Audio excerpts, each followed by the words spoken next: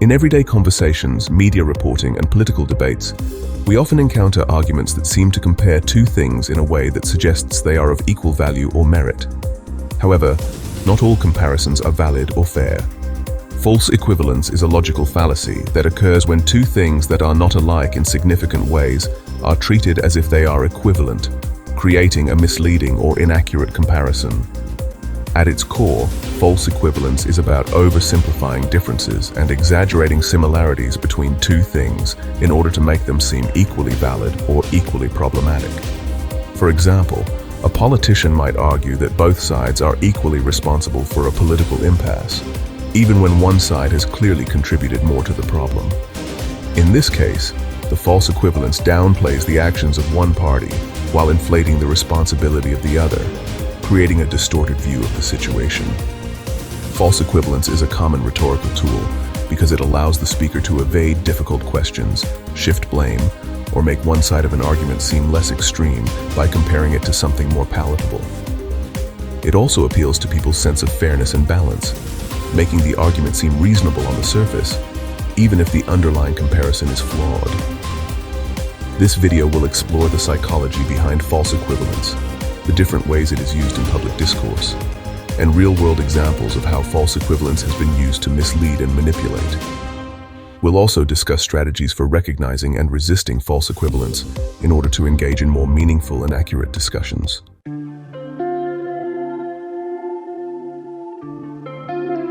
False equivalence is not just a rhetorical trick. It also taps into fundamental aspects of human psychology.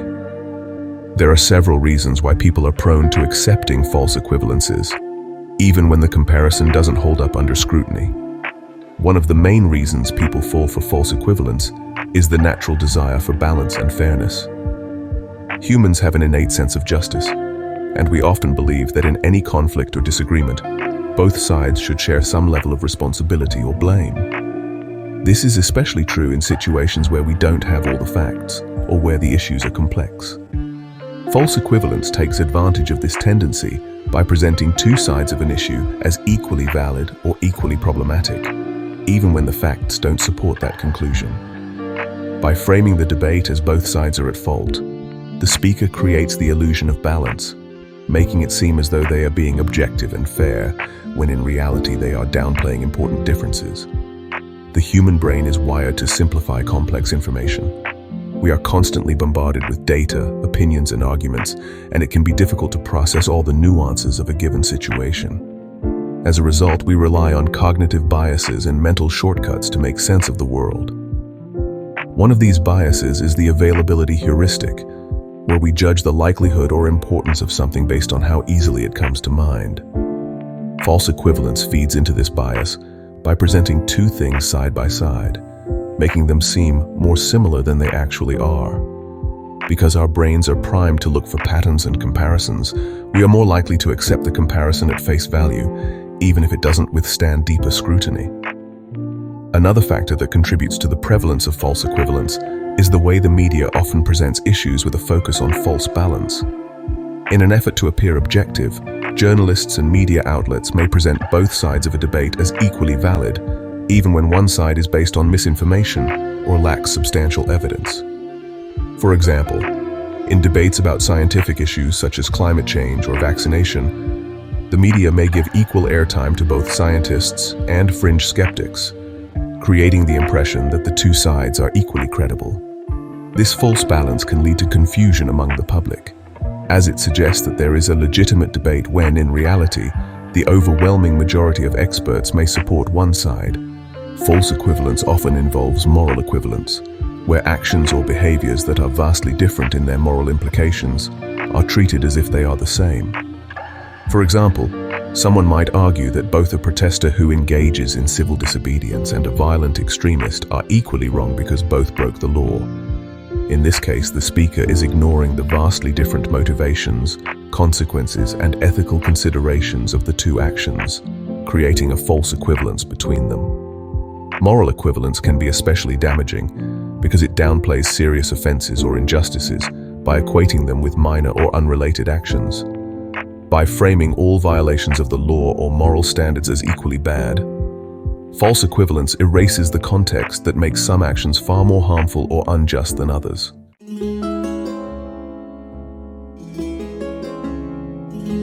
False equivalence is a common tactic in public discourse, especially in political debates, media reporting, and social discussions.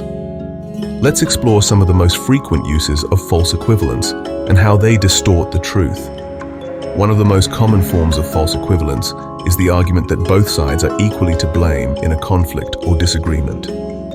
This type of argument is often used to avoid assigning responsibility or to downplay the actions of one party by suggesting that both parties are equally at fault. For example, during political gridlock or government shutdowns, commentators might argue that both parties are equally responsible for the impasse, even if one party is refusing to negotiate or making unreasonable demands. By framing the situation as a problem caused by both sides, false equivalence obscures the fact that one side may be more at fault than the other. Another common use of false equivalence is comparing risks or dangers that are not truly comparable. For example, someone might argue that texting while driving is just as dangerous as drinking and driving because both activities increase the risk of accidents. While both behaviors are risky, they are not equivalent in terms of the level of danger they pose or the legal and moral implications involved. By equating the two risks, the speaker minimizes the severity of one behavior while inflating the danger of the other, creating a misleading comparison that doesn't accurately reflect reality. False equivalence is also frequently used in discussions of international relations and conflicts. For example, during debates about military interventions or human rights abuses, some commentators may argue that both sides commit atrocities in a conflict, suggesting that the actions of a government and its opposition forces are equally reprehensible. While it's true that conflicts often involve wrongdoing on multiple sides, false equivalence can obscure the fact that one side may be committing far more serious or widespread abuses. By equating the actions of both sides, the speaker downplays the severity of the worst offenses and creates a distorted view of the conflict. False equivalence is also commonly used in discussions of social issues, particularly when comparing different forms of discrimination or oppression. For example, someone might argue that reverse racism against white people is just as serious as systemic racism against people of color, even though the two phenomena are not equivalent in terms of their prevalence, impact, or historical context. By making this false equivalence, the speaker minimizes the reality of systemic racism while inflating the significance of individual incidents of bias, creating a misleading narrative that downplays the broader societal issues at play.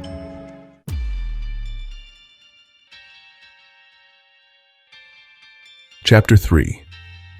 Real-world examples of false equivalence.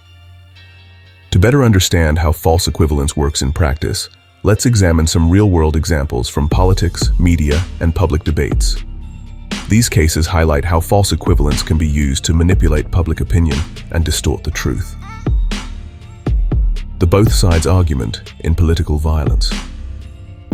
A well-known example of false equivalence occurred after a political rally in which violence broke out between white supremacist groups and counter-protesters. In the aftermath, some commentators argued that both sides were equally responsible for the violence, suggesting that the actions of white supremacists and anti-racism activists were morally equivalent. However, this false equivalence ignored the fact that one side was advocating for hate and discrimination, while the other was protesting against those views. By framing the situation as a clash between two equally responsible groups, the false equivalence obscured the broader context of the rally and downplayed the seriousness of the white supremacist ideology. Climate change debates in the media. Another classic example of false equivalence can be found in media coverage of climate change. For years, news outlets gave equal airtime to climate scientists and climate change skeptics, creating the impression that there was a legitimate debate over whether climate change was real or caused by human activity. In reality, the overwhelming majority of scientists agreed that climate change was happening and that human activities were a significant contributing factor. By giving equal weight to the minority of skeptics, the media created a false equivalence between the two sides, leading many people to believe that the science was still unsettled when, in fact, there was broad consensus. Vaccination debates. Similar false equivalence has been used in debates about vaccines. Media outlets sometimes present the views of anti-vaccine activists alongside the scientific consensus on vaccines, creating the impression that both sides have equal credibility. In reality, the scientific consensus overwhelmingly supports the safety and efficacy of vaccines, while the anti-vaccine movement is based on debunked or anecdotal claims. By framing the debate as a two-sided issue with equal merit, the media contributes to public confusion and skepticism about vaccines, leading some people to believe that the risks of vaccination are equivalent to the risks of not vaccinating, even though the evidence clearly shows otherwise. This false equivalence has contributed to declining vaccination rates and the resurgence of preventable diseases in some communities. Political corruption comparisons. In political campaigns, candidates or their supporters often employ false equivalence by comparing instances of corruption or ethical misconduct in a way that suggests all forms of wrongdoing are equally severe. For example, if one candidate is caught engaging in serious financial fraud, their opponent might point to a much less serious ethical lapse, such as misusing office stationery, and argue that both candidates are corrupt. This tactic minimizes the severity of one candidate's actions while inflating the significance of the others. By presenting the two as equally corrupt, false equivalence distorts the reality of the situation and misleads voters into believing that both candidates are equally untrustworthy, when in fact one may be far more culpable than the other. Gun control debates. In debates about gun control, false equivalence is often used to argue against stricter regulations.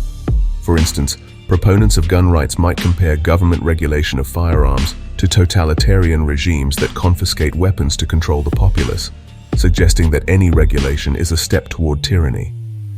This false equivalence ignores the significant differences between common-sense gun regulations in democratic countries and the disarmament of citizens under authoritarian rule. By equating these two scenarios, gun rights advocates create a misleading narrative that portrays reasonable policy proposals as a dangerous infringement on personal freedom.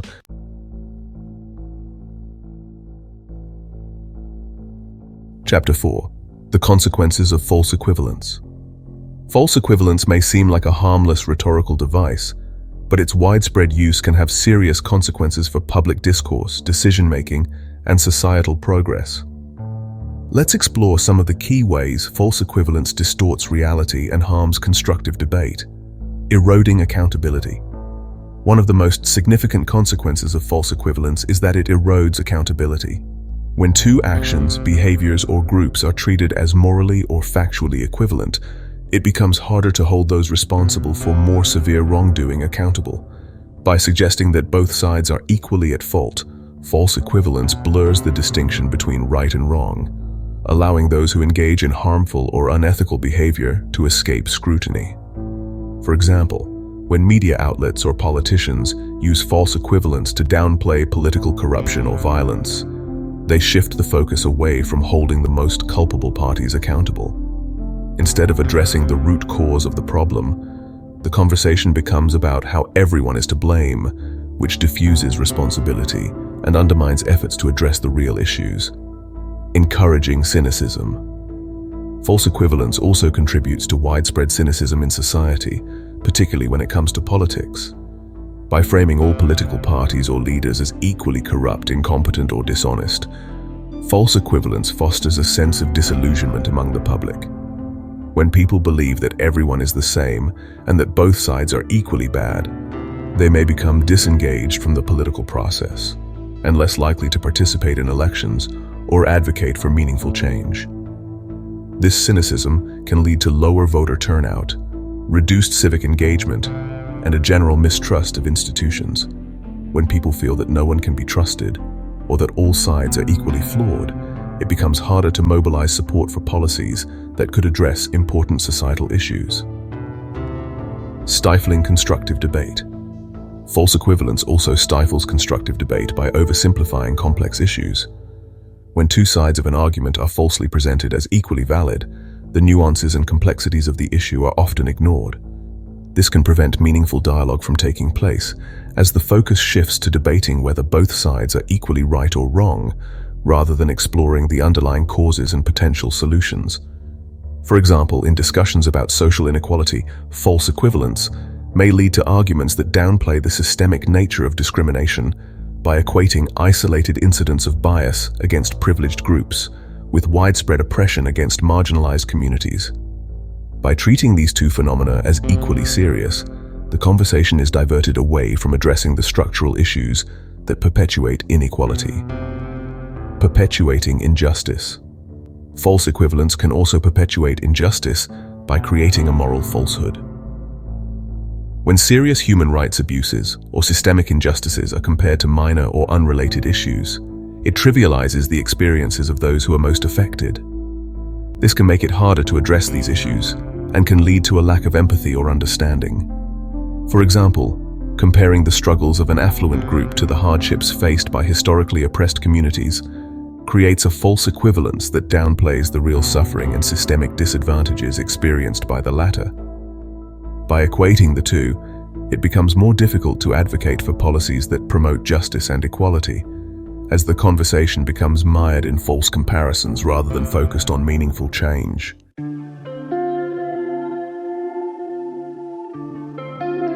Chapter 5.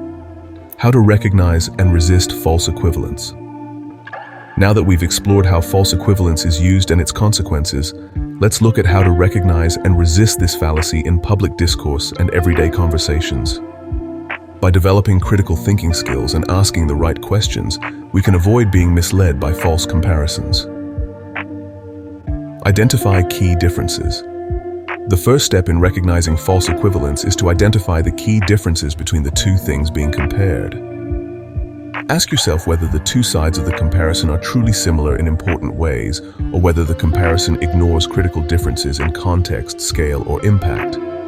For example, if someone argues that both candidates are equally corrupt, take the time to investigate the specific actions of each candidate. Are both engaged in the same type of misconduct, or is one guilty of far more serious offenses?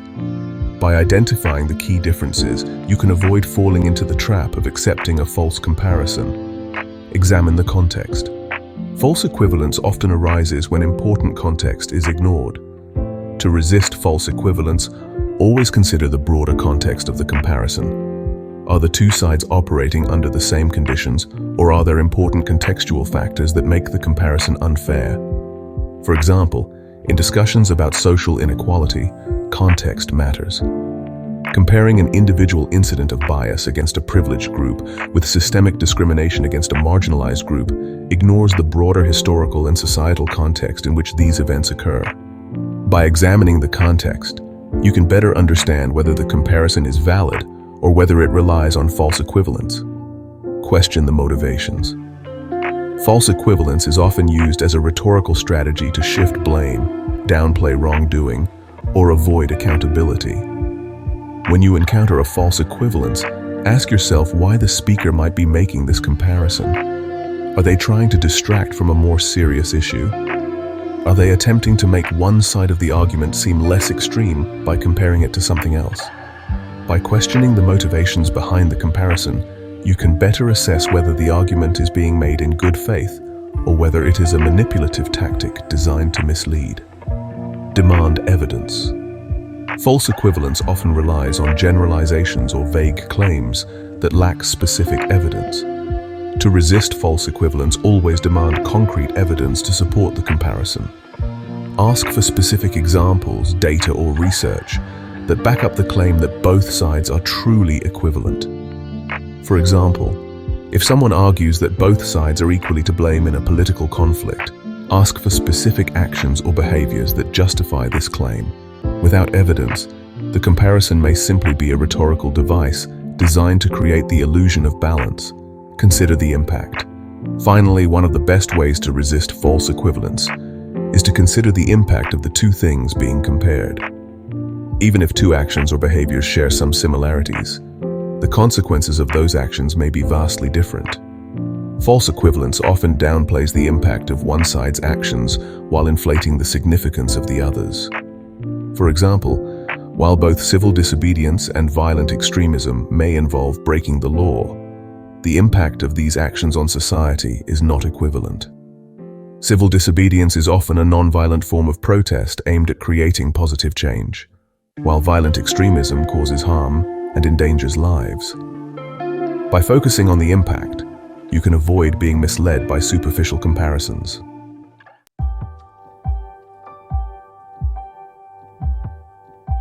Conclusion: rejecting false equivalence in the pursuit of truth. False equivalence is a powerful and pervasive fallacy that distorts reality by oversimplifying differences and exaggerating similarities.